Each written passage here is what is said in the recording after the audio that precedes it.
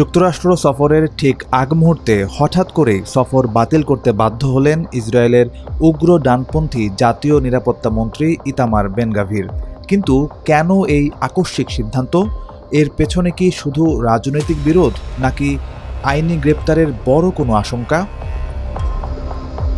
৭ ও ৮ July new York সিটিতে জাতিসংঘের একটি পুলিশ সম্মেলনে অংশ নেওয়ার কথা ছিল বেন-গাভিরের, কিন্তু মানবাধিকার গোষ্ঠীগুলোর তীব্র প্রতিবাদ এবং আইনি লড়াইয়ের মুখে শেষ পর্যন্ত তিনি এই সফর বাতিল করেছেন।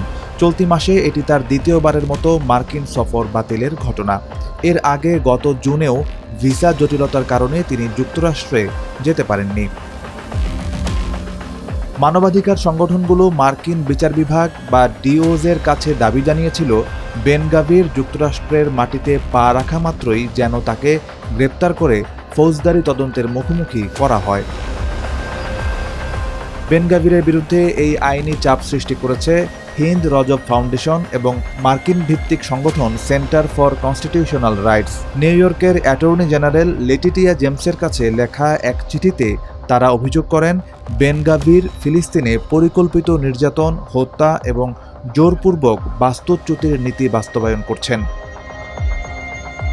শুধু তাই নয়, নিউ ইয়র্কের বাসিন্দা অন্তত ১১ জন নাগরিক, যার মধ্যে একজন ফিলিস্তিনি আমেরিকানও রয়েছেন, তাদের উপর নির্যাতন ও নিপীড়নে উস্কানি দেওয়ার অভিযোগ আনা হয়েছে এই মন্ত্রীর বিরুদ্ধে। অধিকার রক্ষা গোষ্ঠীগুলোর দাবি, যেহেতু নিউ ইয়র্কের বাসিন্দারা বেন-গাভিরের অপরাধমূলক আচরণের কারণে ক্ষতিগ্রস্ত হয়েছেন, তাই নিউ ইয়র্ক প্রশাসনের পূর্ণ এখতিয়ার রয়েছে তার বিরুদ্ধে তদন্ত করার। ২০২৪ সাল থেকে গাজায় যুদ্ধাপরাধের অভিযোগে অভিযুক্ত ডজন ডজন ইসরায়েলি সেনার বিরুদ্ধে আন্তর্জাতিকভাবে আইনি পদক্ষেপ নিয়ে আসছে হিন্দ রজব ফাউন্ডেশন। বেন-গাভিরের সফর বাতিল এবং ইতালিতে ইসরায়েলি সেনার বিরুদ্ধে মামলার এই ঘটনাগুলো ইঙ্গিত দিচ্ছে, গাজা সংকটের জেরে ইসরায়েলি নীতি নির্ধারক ও সামরিক বাহিনীর উপর বৈশ্বিক আইনি নজরদারি এবং চাপ দিন দিন আরও জোরালো হচ্ছে।